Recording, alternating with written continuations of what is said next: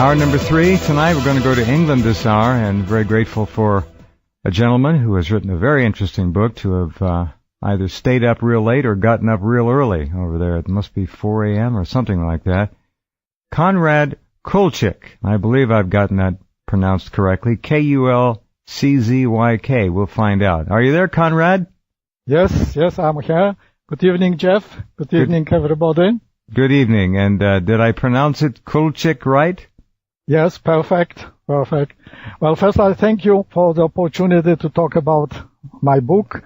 We are not alone in the universe. And I'm looking forward to your questions. Well, very good. Thank you. How long did it take you to write this book, and what prompted you to do it? Well, writing probably didn't take very long, about a couple of years. Uh-huh. But, wow. Well, yes, but we're looking really, it took me something like probably 20 years to study the topic. Uh-huh. Another way, I collected this information over this last 20 or more years, bits and pieces. But the really important part was how to put all this information together in one logical sort of thought, one logical conclusion, and come out with sort of right answers. I think that was really the main problem, in writing this book. Right. This is why it took so long. I understand. That's a major achievement to come up with so much data. I'm sure at times you wondered where the data was going to lead you. It's a long process. That's right, yes. I didn't want to leave sort of like loose ends. I want to really come out not only with the data as such, but with sort of plausible hypothesis, let's call it, which you think that is very logical, well, I would say almost proof. Okay, the book again, if you click on Konrad's name, you'll go to his Facebook page. If you click on the data below it, which is the title of his book, We are not alone in the universe. That'll take you to an excellent review of the book as well. The book is available. Konrad, how do people get a copy of it? What's the easiest way? Well, it's widely available, in many bookshops as well as on the internet, obviously. All the usual locations, I got it. That's right, yes. Okay. So it's available in the UK as well as in the US and around the world. Very good. When you began this journey, of course, that question is a very important and profound question. Are we alone in the universe? And to come up with a locked down positive response to it, we are not alone in the universe, is quite a journey, a 20-year journey in your case. How is it, let me just kind of step aside here, how is it that we as an allegedly intelligent species, with the grasp that we have now of the billions of planets in one galaxy, and the fact that there are billions of galaxies out there that we know about, how can we even for a split second, with common sense, at least on the horizon, say that we are the only life in the universe? That's, to me, ludicrous and embarrassing to us as a so-called sentient species. Would you agree? Yes. Well, yes and no, in the sense. Because if you look, for example, that we, for at least last, there were 50, 60 years searching for this extraterrestrial intelligence. Yes. And somewhere, if you take a program like SETI, going for so many years. Yes. And there was no sign of this intelligence. What I'm saying is, in my book, that, it is the wrong way for us to look, outside. We have to look what is really happening on Earth. And the sign of this intelligence is present in our lives on Earth rather than looking, towards the stars or galactics. All right, very good point. I have always felt that way about the entire SETI program. I'm not a big fan or a supporter of it. I mean, they're looking and listening for really antique radio waves, basically, if you will, modes of communication that would have been abandoned by almost any advanced civilization, as like a horse and buggy would be to us. But they looked. They didn't find anything. That didn't surprise me. I don't think it surprised you. I think your point is extremely well taken, that we need to look right here. There are certainly plenty of opportunities to look around this planet to see if there are anomalies or unusual things that might fit or not fit with our view of history of the human species. Tell us a little bit more about this. This is very interesting. Well, I think what obviously we have to start with very important event which is really proven, in my opinion, but also many people, which is effectively events in Fatima in Portugal in 1917. Oh yes. I mean, this is known as a apparition. However, besides the apparition, let's call it religious apparition as treated, took also place very important event, which was called again in the religious literature as a miracle of the sun. What I call it really the display in the sky. And this display in the sky was observed by something like 50,000 people. Many of them were atheist, anti-clerical, so it was not really a religious audience, quite reverse. It was a very hostile audience to this religious event. So, to study this display, I came to conclusion that this display was organized by using optical projection. This was not a type of hallucination or some telepathic transmission. It was truly optical projection of this disk somewhere on the cloud, whatever, in the sky. And this makes, very important discovery. Well, I make this discovery because I've been working on lasers for, several years in my life, and I'm expert in this field. So you are a laser scientist? Well, that's right, yes. I was doing PhD in laser application and published several papers. So looking through the evidence of, let's say, described by witnesses, I very quickly came, to conclusion, yes, this is a laser display. It's nothing special. We can do this display, nowadays, obviously, we could do it with the present technology. So I think that was the main breakthrough, which is, saying in discovering, let's say, this event. Yes. But really important part of this event, which is from the scientific point of view, is incredible, that this event, this display in the sky, was predicted 3 months in advance. There is no other event in the world, as far as I know, any paranormal or any type of UFO or apparition event which was predicted 3 months in advance. And because of this prediction, which was widely circulated in Portugal, this is why came 50,000 people. Oh, really? Oh, okay. All right. Now, I didn't know. This is the miracle of Fatima, 1917. And 3 months in advance, in the news media there, such as it was, word was passed that something was going to appear in the skies on that day. And that's why there were so many people there. These were not necessarily all religious people. Okay, I get the point. Got it. So, that is the starting point, for my investigation. So if I said that was the truly proven event, and this could, in my opinion, and studying again, this could not be a divine event, because many mistakes were made during this apparition, special apparition. So I, don't want to go into details. Oh, you really did study this in extraordinary depth, and I get the feeling that there's a lot to this event that you have discovered, thought about, and so okay. the question then, we have to take a break just for a minute, Konrad. We'll come right back. The question then is, who let word loose about this event? Who spread word first about the prediction that something was going to happen? And then who was behind such a display and why? These are all very interesting books. This question's in the book. This book is unique and unusual, and I hope you folks will take an opportunity and read up on it and get yourself a copy if you can.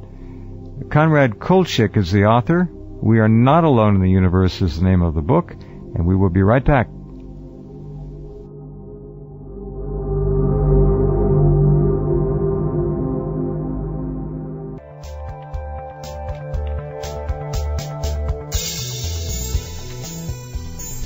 Okay, and we're back talking to Konrad Kulczyk about his new book, which 20 years of work went into. We Are Not Alone in the Universe. He's starting out with the miracle of Fatima in 1917 and suggests that 3 months prior, word went far and wide in Portugal that there was going to be an event. 50,000 people showed up on the day, and there was an event. And if you just joined us, Konrad is projecting, because of his background as a scientist in lasers, that it was a projected optical event on the clouds, which we can do now. Okay, Konrad, go right ahead. Yes. Well, I think the first contact was established with a spiritualist in Lisbon. And that is very strange, because, again, this was not established with, let's say, any religious person or religious officials. So they, about 2 months before the apparition, they received a message, which one of the mediums received message written in sort of automatic writing. This was quite an encrypted message, but effectively they decided to put an advertisement in a national newspaper. And in this advertisement, they gave a date, 13th of May, 1917. So, this information is available, and this advertisement, can be looked in a local library. So there's obviously proof that this date, and the advertisement saying that there was something very special will happen, during the day, very important for Portugal. So I think, there is, there's no doubt that this advertisement was placed, in the newspaper. So that was the first prediction. And it was directly related to the apparition.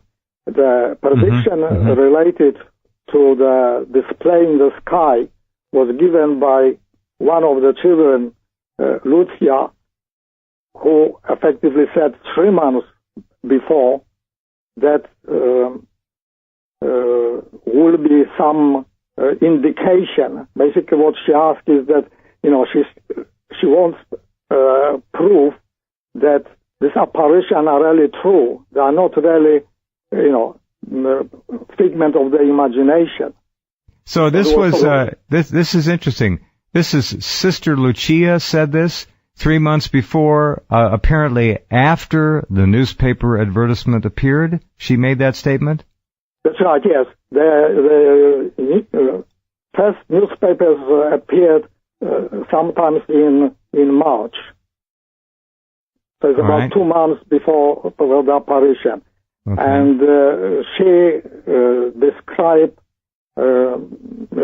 basically she asked for the show, and was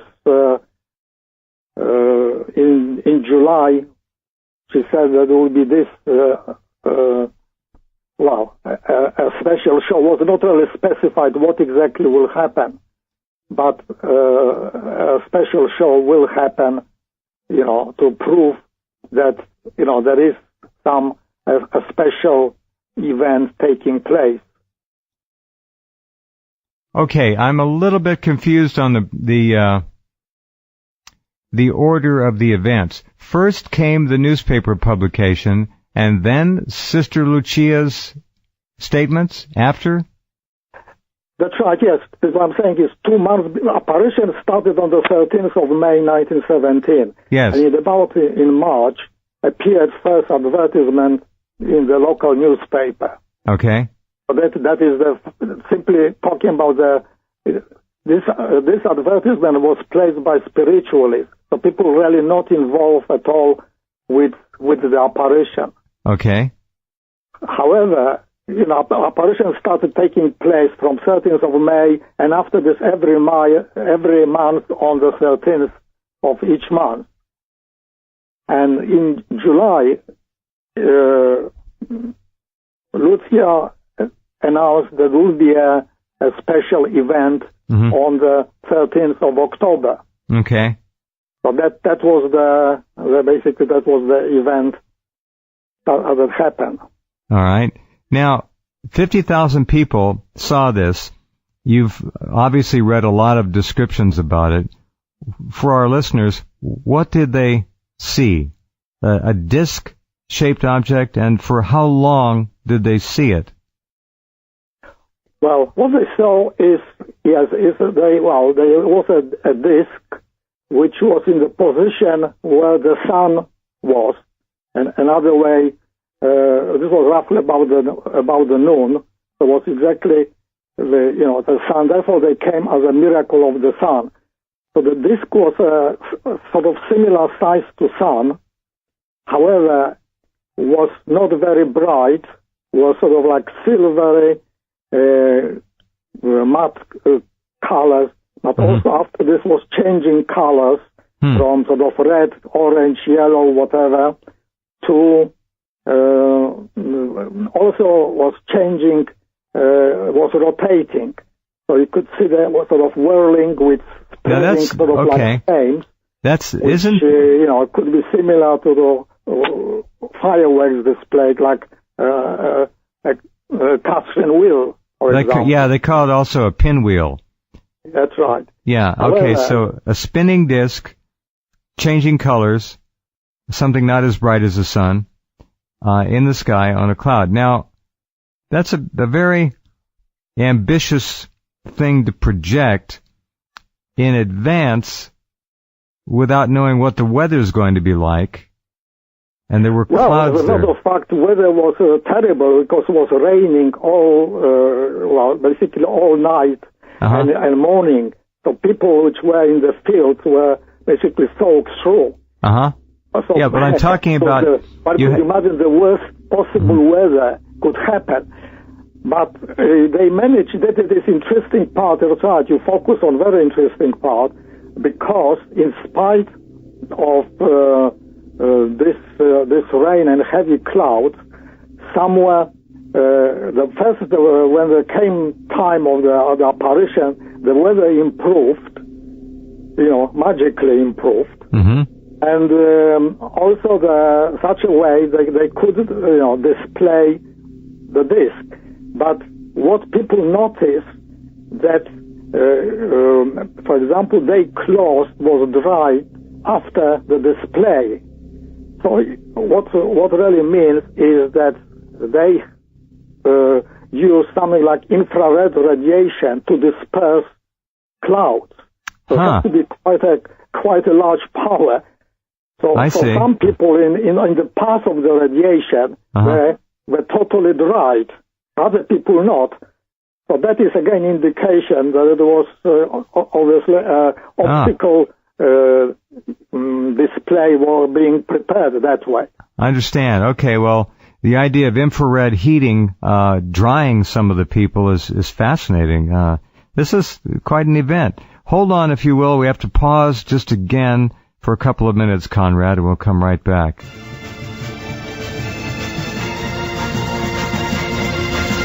Talking to Konrad Kulczyk about history. Okay, Konrad, let's move forward from that event, which you've explained very well. What comes next in our conversation about how you came to the conclusion that we are indeed not alone. Go ahead and let's walk forward. Pick any topic you want that you cover in the book, and let's tie the story together as best we can in the half an hour remaining.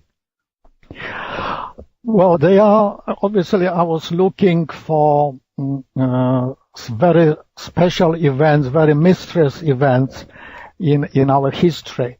And I found sort of two events in our, ancient past. In other ways, one was a rising of the first civilizations and also a rising religions. But in the sort of more modern times, there are two events which are very mystical, which is the collapse of the communism in Russia and also the abandoning of the atom bomb by the Nazi Germany. So maybe I start from the last event, because we are all really, it is in our memory, so we remember yes. a lot of, so I think this will be easier to explain what's really happened. Now you said the abandoning of the atomic bomb by Nazi Germany. That's it. I heard you right? That's right, yes. Okay. This is basically topic which is not really well covered by media or books. It's not covered at all. I've covered it on this program a number of times that the Germans apparently did have the ability to produce an atomic bomb, and I have had people claim that at war's end, or when the fighting stopped, there were a number of atomic bombs, weapons, on railroad cars, I believe in Austria or perhaps Poland, parked and not used. I don't know if that's true or not, but that's one aspect of a very interesting subject. So please go ahead. Well, okay, what I really look is that after the war, 10 top scientists, including Werner Heisenberg, were interned by the English in farm hall near Cambridge. And their conversation were eavesdropped and recorded. So now we have really quite a detailed proof what's really happening. Have you ever heard those conversations, Konrad? Well, that was only published in 1992, was released by the British. Yes, I vaguely remember this, the transcript of what was going on, partial transcript at any rate. That's right. But what was really important is, there was maybe not mentioned, that when they hear about the bomb drop on Hiroshima, they didn't believe it. In other words, they were 100% sure they were much more ahead than the Americans. So the Germans were shocked. They were shocked completely. But not only this, the Heisenberg started calculating the critical mass of atom bomb on the blackboard. And this blackboard was photographed by the British. Oh, really? Wow. So we know exactly what's happened, And what he come out is the wrong critical mass, which really was something like several tons. And so this is a written proof. However, after 2 days, he recalculated basically again and came with very correct critical mass, which is about 115 pounds of uranium.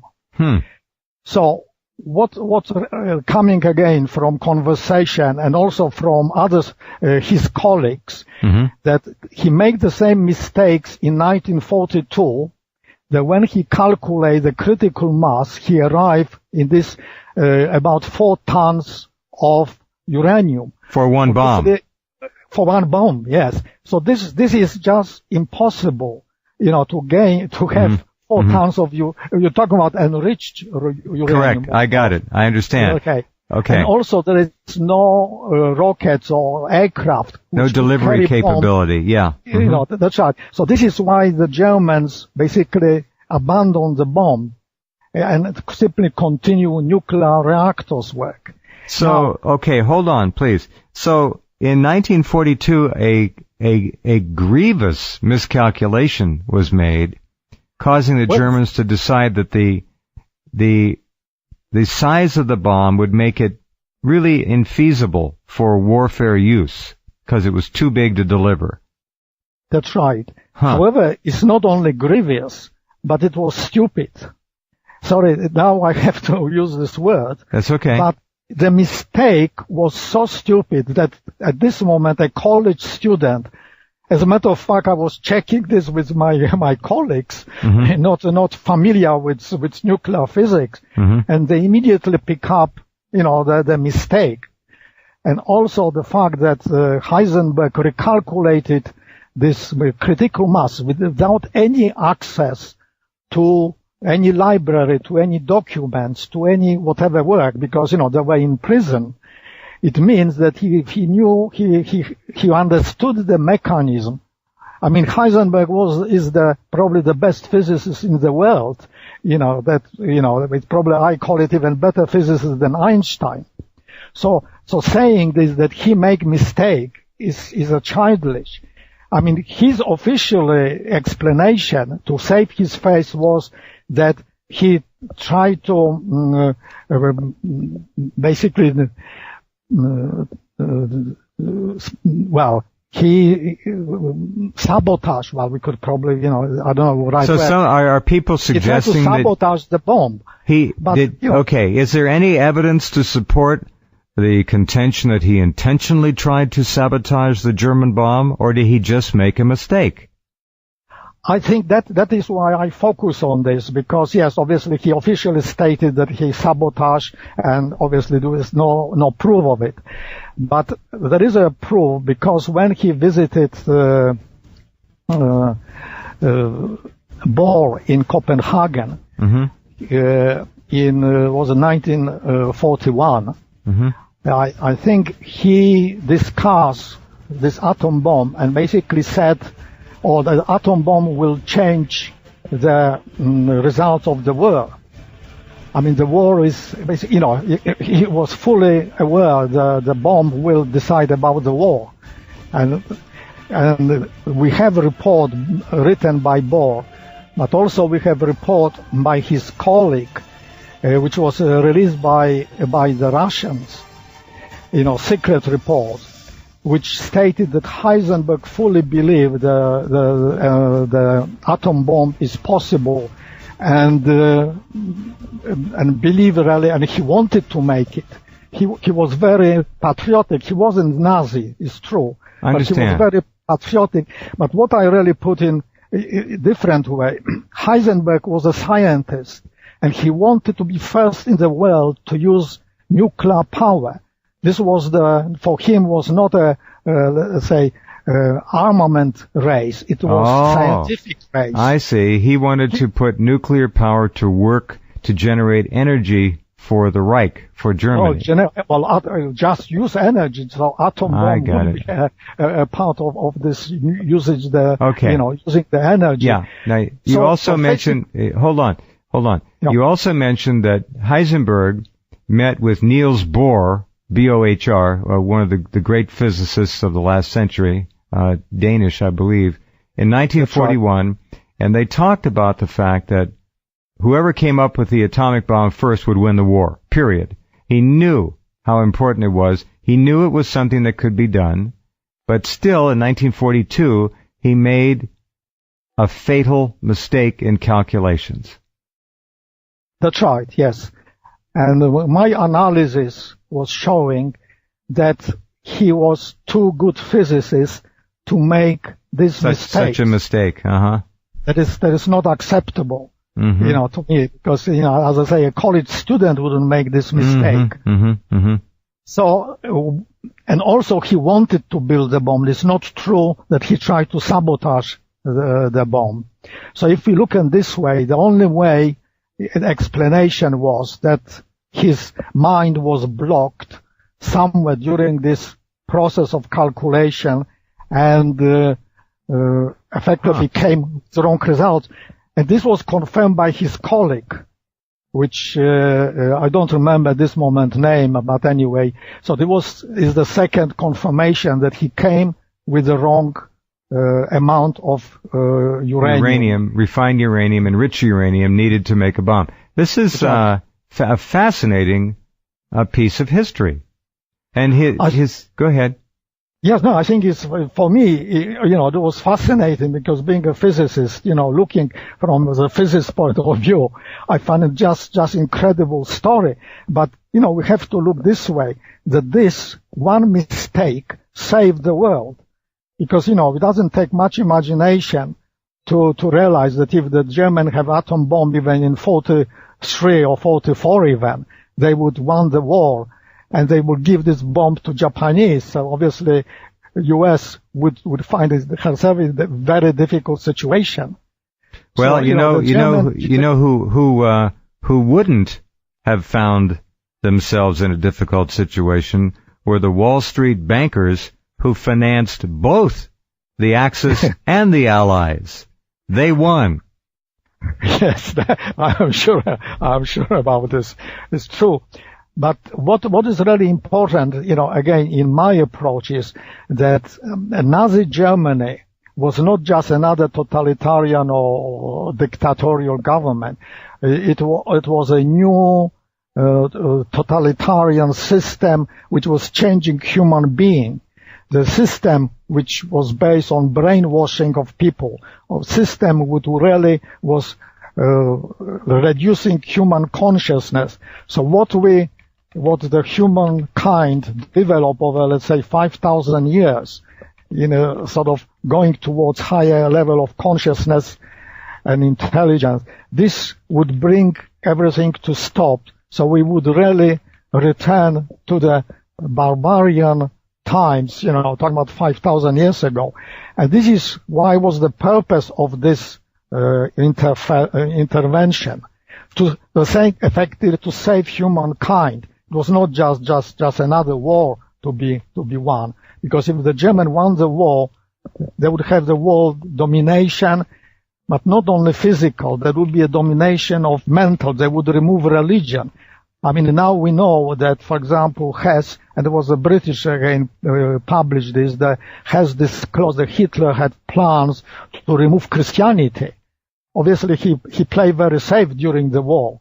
But definitely he wanted to remove religion from the face of the earth. So it was a profound changes would jeopardize the human. Well, we also must remember that, as you well know, Joseph Stalin wanted to remove religion from the face of the earth openly. Exactly. That's why I look into the second event, basically the collapse of the communism in Russia, because, obviously it is more recent, but in the sense even more dangerous, because obviously the Russians have a nuclear bomb and had huge military resources. And again, it came as sort of one person, Gorbachev, really decided about the collapse of the whole communism. But, if you look into this, that I live in the communist country for 25 years, and I know the communist system, and I study communism. That was a perfect system, as a perfect totalitarian system, with total control of all citizens. And was no chance that there was some either internal development which could cause the collapse, or neither any external force could cause Russia to abandon communism. Okay. So this explanation, again, this is a mystery. Why would collapse within sort of couple of years? And saying that Gorbachev is a very intelligent, person, the fact that he did not realize that his type of, let's say, call it reform, would result in the collapse of the Soviet Union is also inexplicable. But, he was also a special person. He was not a type of persons which are typical, let's call it party, high party official. which tend to be corrupted, selfish, narrow-minded. So I look into how Gorbachev came to power. It was again another unexplained miracle, because Gorbachev was sort of like a middle-rank official, undistinguished, hard-working, honest idealist, and such a people didn't have any chances to advance. He would stay for his life somewhere in the middle.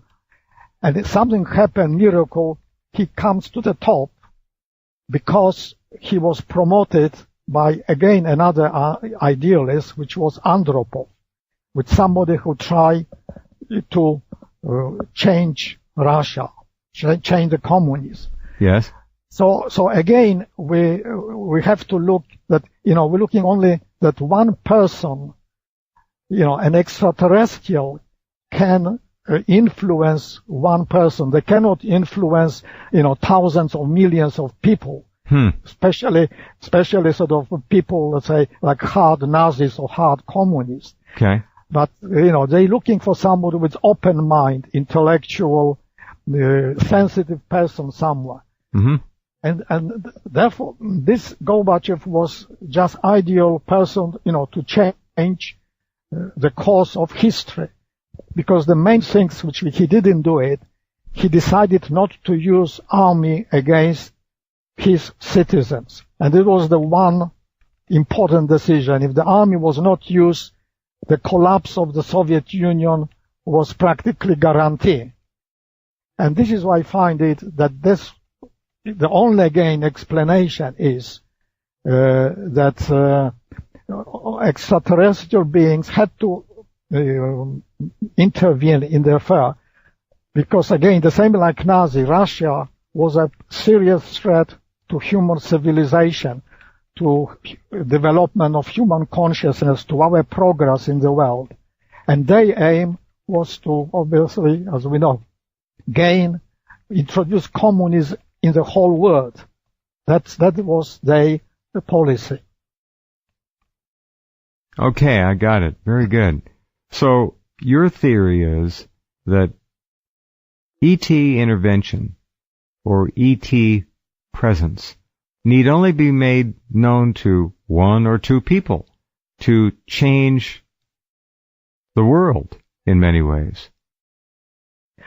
That's right. Yes, I develop, let's say stereo hypothesis, obviously, that ET cannot, or they don't want to physically influence human beings. Maybe it is not possible. I obviously don't want to speculate on this, but we know. I see.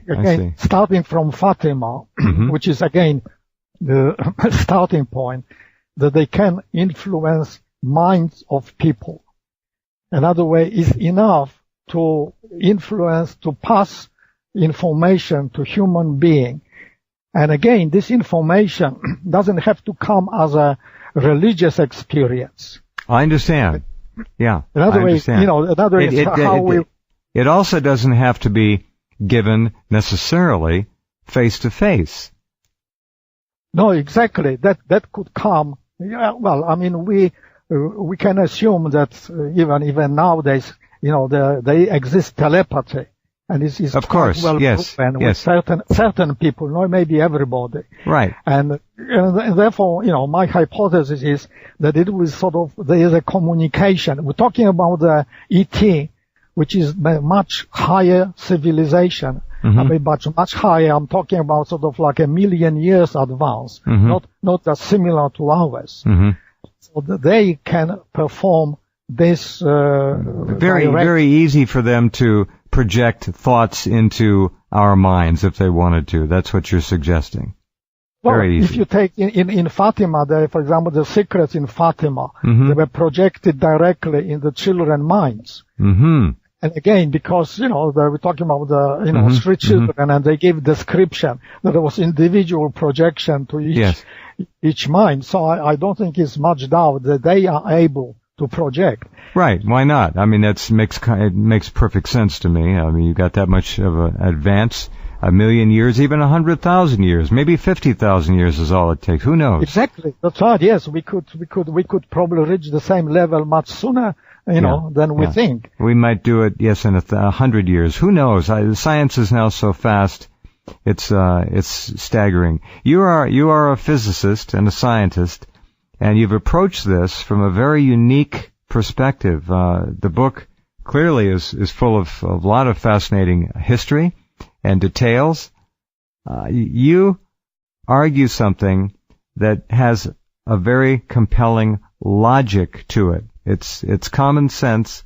It's not making up very fancy theories. It's very simple to understand that if ET cannot come down here and physically, directly, let's say there's some code of behavior they have to follow, intergalactic or galactic, who knows? They can't physically change something on the planet, but who's to say that they can't mentally change human beings or genetically? That's interesting. That's right, yes.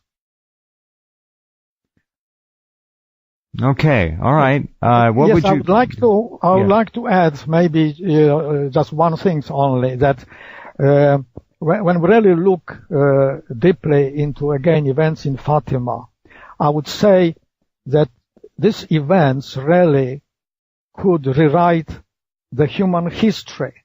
They could rewrite the past and they could rewrite the future, because they could influence our lives.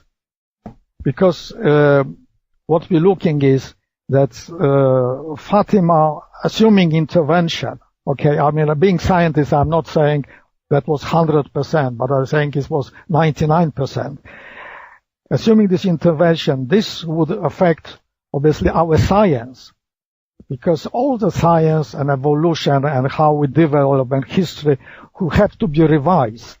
So we're talking about a significant upset in the sciences, as well as obviously in our religious lives.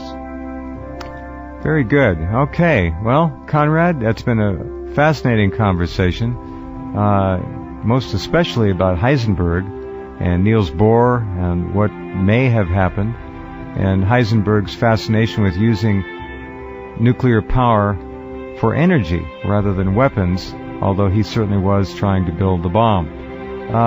This is a very remarkable book you've done, and I congratulate you for a unique and original amount of research that I haven't come across before. And I hope the book does very well for you, and I thank you for being here. Well, thank you very much for inviting me, Jeff. Well, Konrad, perhaps we'll talk again. Take good care. Thank you very much. Okay, thank you. Good night. Konrad Kulczyk, We Are Not Alone in the Universe is his book, and quite an interesting little walk through history there with a unique perspective, something to consider and think about. All right, we'll be back tomorrow. See you then.